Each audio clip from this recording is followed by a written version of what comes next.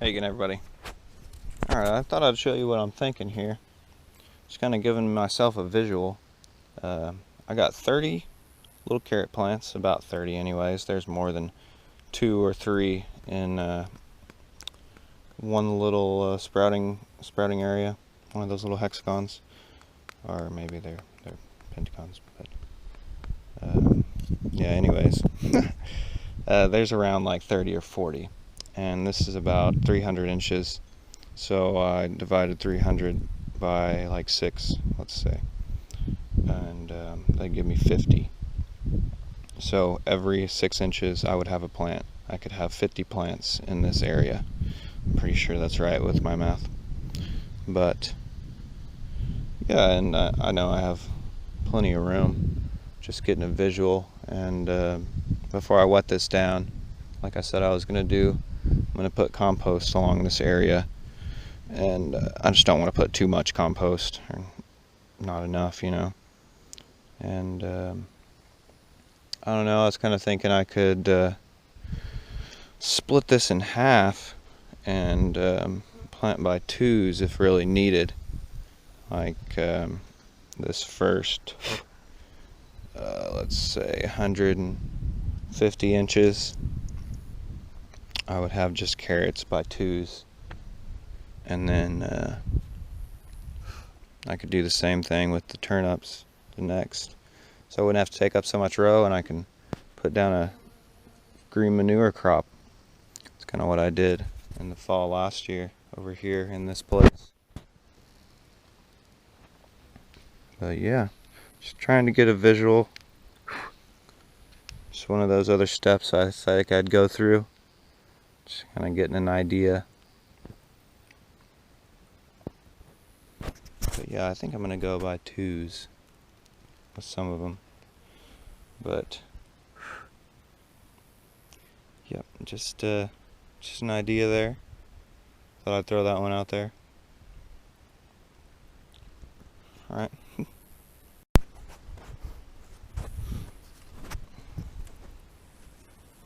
Alright, now this is where I'm at. Got these little trenches dug, and I'm going to put some compost down in there. Yep. Just going to take my shovel and dump it down in there. Make a nice little bed for my little seedlings. I think it'll be good. And then I think I'll just go over this with the hose. I almost feel like I could get all those little plants in these 2 rows. I feel like I could probably do that. If not, I'll just make another row. And yeah, it'll be pretty easy to just water it down since it's such a small area. I'll water it down, and then I'll probably go take that hike to the water and do that cleansing thing I was talking about. But yep, there's my progress with that. Alright, the ground has been watered. The compost has been set. There's my little setup. Used all the compost. And yep, that's going. And I'll probably let that set for a while. And where there's not many puddles, I guess I could kind of show y'all. I think this is really going to be a big thing for me when it comes to gardening, and with making these rows like this. And just getting a nice place for me to put compost. And the big things I've really learned about, especially with this sand, is keeping the ground level. As you can see, it's not the easiest thing to keep the ground level. You can see places where the water has puddled more than others. And just keeping that under wraps was a big thing when it came to last fall, whenever I was doing other things. But as long as I keep a nice wall and keep this part kind of sunk in when compared to the sides, I can get a good even watering and good better direction, and just concentrating on watering this one area to where I don't have to use the sprinkler. But yeah, because the sprinkler's messed up, I lost pieces in the grass. But maybe I can find them later. But anyways, yeah, I don't think it uses as much water. I mean, that sprinkler works pretty good. It doesn't shoot out a whole lot all the time, and it gets a good cover. But I don't know, I'm not always going to have a sprinkler, maybe, or even a garden hose, really, and I'd just have to hand water them. But these rows work pretty well, I think. At least it's something I'm working with. But, yeah, another good way to get the water to the plants and in a specific area is make the little circle around the plant when you plant it. Or when the seed starts to come up, dig a little moat around it. And that will make it where you don't have to water such a large area, and you're really getting direct when it comes to your watering. That's all for small scale. I mean, really, if I had this whole thing covered, I would probably want to use that sprinkler. But since I only have one area, I'll go ahead and use that sprayer. And yeah, just got his nice spray nozzle right here.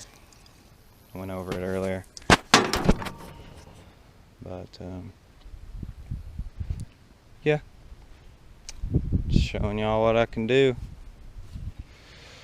And yeah, for sustainability, I mean, there's a lot of ways you can go, and I don't know, being one of those people that would like to be able to live a self-sustaining life, growing crops and living that sort of life.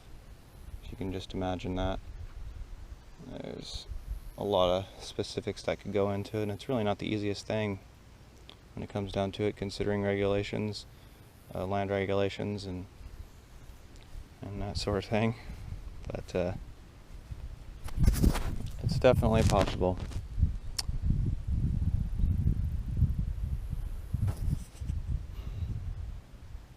Yeah, and there's a lot of farming methods out there. But yeah, that's enough for this video.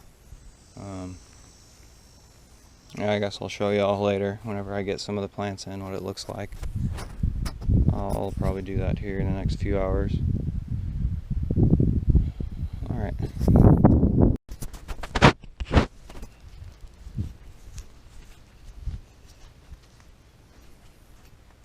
Alright, everybody. Here we are again. I decided I'm gonna flatten out this top here. Kind of cover up a little bit of this mud. And just give it a drier place for me to work with when it comes to putting in those seedlings. And yeah, I think I might actually be able to get all of those just in this one row. And the last time I was doing stuff over here, I pretty much only had one row of turnips and carrots. Actually, I had like two rows of each of those: turnips, carrots, and radishes. But they just went one this whole length right here.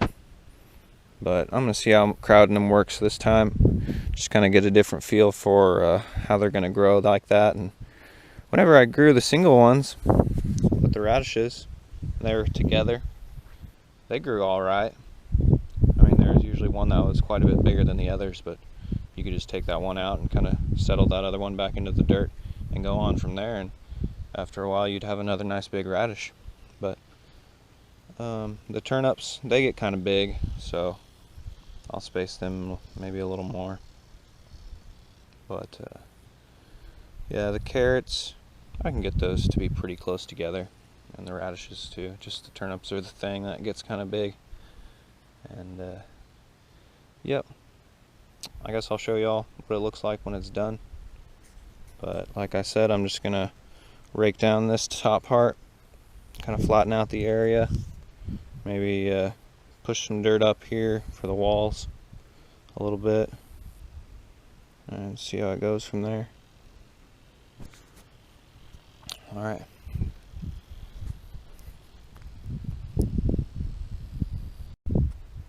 Alright, here it is. It's really not much yet, but they're all there.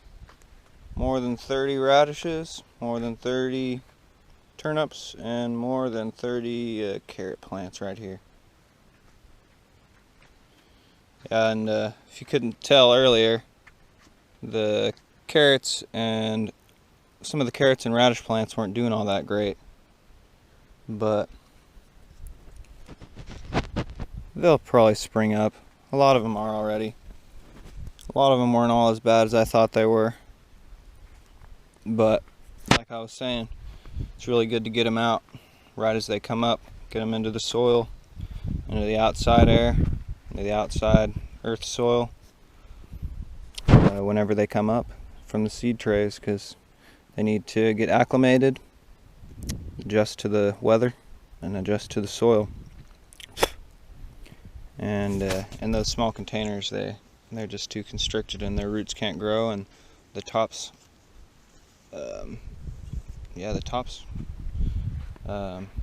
really grow as well either, because they're restricted by the roots, the size of the roots. And the heat doesn't help, and it's hard to, I don't know, unless they're just really strong rooted and or strong on the top, they will fall over, and then they'll start to get saturated with water. And yeah, it's just right when they come up though, they're the strongest, it seems like, and they'll stand up real nice like, but it seems I need to get them out as soon as they come up and not worry about all of them coming up at once, because they're all not going to come up and grow exactly the same all at once, so I'm not going to be able to do all this at once. And that's kind of something I need to get away from. Just whenever one of them is ready, take it out of the seed tray and put it in the ground, instead of waiting for the whole lot of them to be ready. And that's what I've learned, I think. Alright, well, next I'll go over and do the kale under the tree, and the spinach too. And over here I'm also going to do some circles of radishes and turnips and carrots, just to plant in a circle like I did with the lettuce plants over there in the other garden. But yep, I'll probably do the same thing with more lettuce over there in the other garden, because the lettuce in the seed trays have just burn up already. And like I was talking about, getting them out right as they come up, they just get weak really fast because their roots are so constricted, it seems like, and they get saturated with the water, especially after they touch the dirt. The dirt reduces the amount of light that will get through into the leaves to provide growth for the plant. And yeah, that's kind of just my thoughts, kind of what I'm thinking. But yep, alright, I think that's about it for this area. I'll probably cut a new video after this, and we'll do from there. But next time, hope to see you. If I don't see you, hope you see me. Alright, well, that's it.